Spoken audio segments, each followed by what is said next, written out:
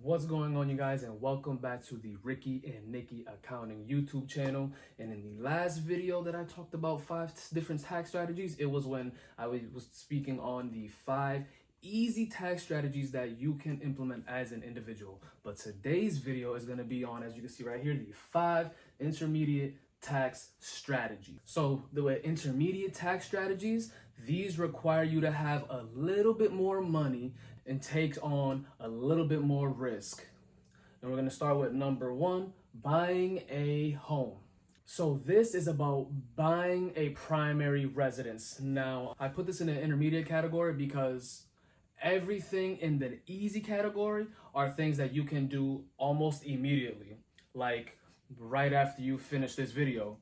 However, when it comes to buying a home, that requires a lot more effort because now you may need to save for a down payment or find a really good property in an area that you like, which can be very challenging in this hot seller's market. And with a home, you can write off things such as writing off your mortgage interest and insurance premiums. You can write off your property taxes. If you decide to sell your home, then you can take advantage of the 1031 exchange, and you can also claim the home office deduction.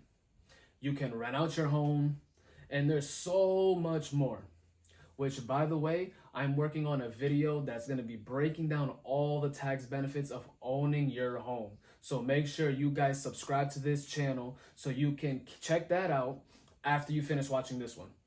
Okay, so the next intermediate tax strategy is for you guys that I need you guys to know is number 2, opt for a deferred compensation plan or employee stock. So once you start making some significant income, like $250,000 or more, then maxing out your 401ks and your HSAs and your IRAs, it's not going to be enough for you to make a serious dent in your tax liability. Well, another way to avoid W-2 taxes is with a deferred compensation plan, which is an agreement between an employer and an employee to defer compensation for a future point in time.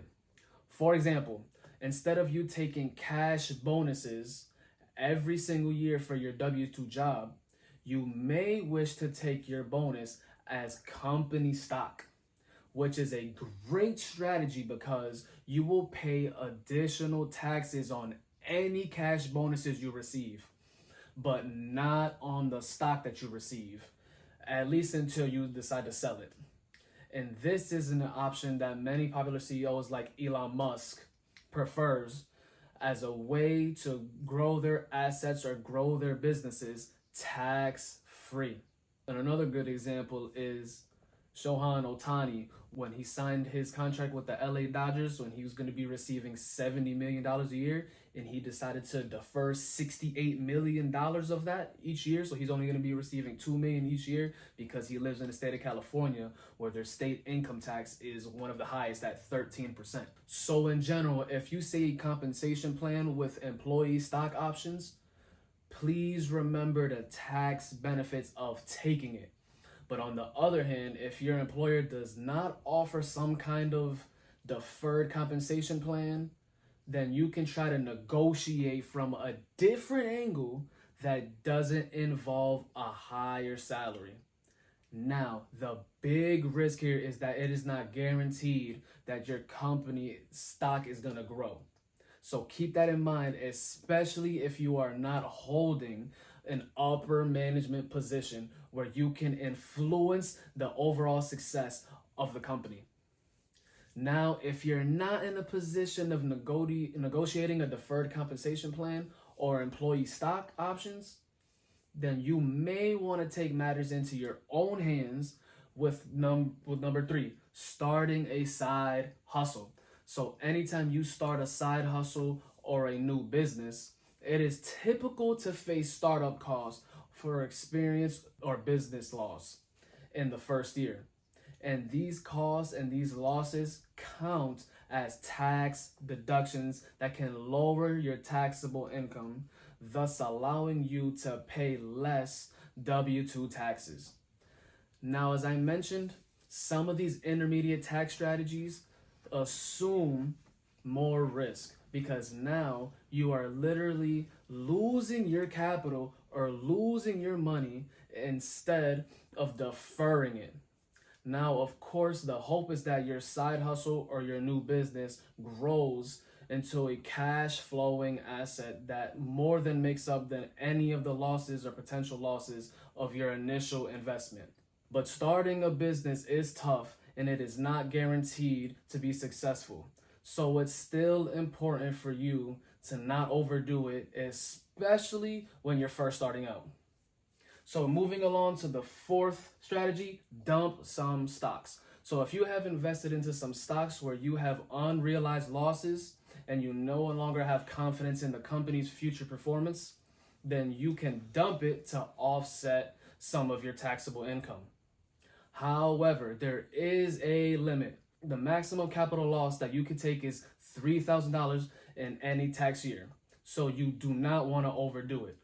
But just like you may want to dump some of your losing stocks, you may also want to dump some of your winning stocks that you no longer have confidence in to perform for the future. So that way you can move out of position that you no longer want and move into positions while maximizing your tax outcome. This is also known as tax loss harvesting. So let's keep moving along with the last intermediate tax strategy, which is long-term care insurance. So the tax benefit of buying a long-term care insurance policy is that a portion of the premiums are tax deductible when you choose to itemize them on the Schedule A. Now, the reason why this is an intermediate strategy is this requires a long-term outlook, because you can't start using a long-term care insurance plan until you are no longer able to do a couple of basic living tasks, such as giving yourself a shower or a bath, dressing yourself, or struggling to get in and out of bed, or even using the toilet. But of course, no one ever wants to think about those type of things happening to themselves. So this strategy often gets overlooked and forgotten about. But if you ever do find yourself in a situation like this, then you will be glad that you invested into this early to help cover some of the expenses of where you need to get long-term help.